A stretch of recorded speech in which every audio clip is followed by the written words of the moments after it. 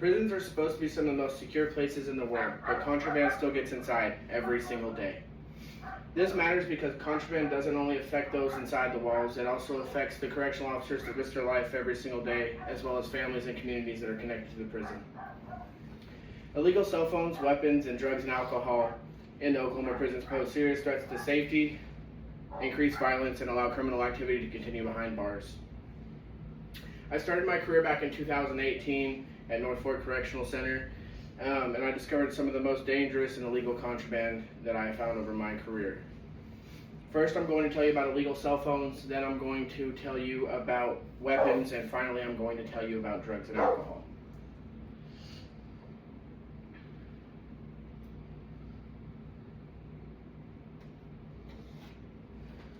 Illegal cell phones. I've seen many types of cell phones over the years, from everyday smartphones we have on our person each and every day that we may use for helpful information, all the way down to a cell phone no bigger than your own thumb that's fully functional with a camera and everything.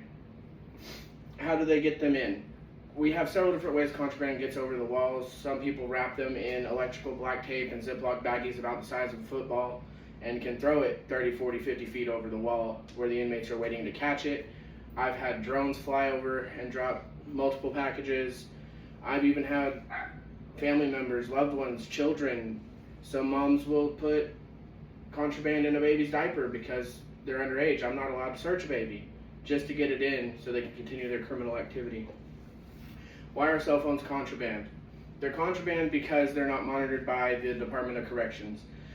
Our secure phone lines that we currently use, they record everything that's talked about, and we know what's going on. With illegal cell phones, I couldn't tell you if they're going to want to put a hit out on somebody or try to get more drugs over the wall, or even call another prison and have another inmate killed over some drug debt that they've accrued over the years.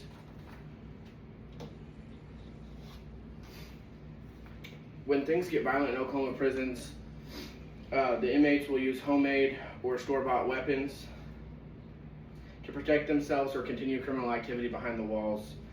The types of weapons I have seen are something as simple as a combination lock put into a sock, a lock in a sock, and someone beat in the head with it, all the way down to a toothbrush with a piece of metal sticking out the front of it that they've used to stab somebody. How do they make them? They have nothing but time on their hands. If they're not using that time in a productive manner, they'll use it for illegal activities. Over the years, I've seen them take something as simple as dental floss and toothpaste and time and just wear down and cut through solid steel in order to make blades and knives like this, and they'll scrape them against the concrete floor to sharpen the edges to be able to bring it to a point, because prisons are made of nothing but concrete and steel. Where do they hide them? We call them prison safes when we're doing cell searches. They will carve out the cement walls and make holes and put whatever they need to in the walls and fill it back in with toilet paper so it looks like it matches the wall. They will dig out pieces of steel door in the frame where you can't see it unless you stick your hand in there to see if anything's in there. They've even gone as far as removing toilets from the floor just to stick stuff under the toilet so that way they can get to it. Usually the grosser it is, the more likely they are to hide it there because they don't think we'll look for it.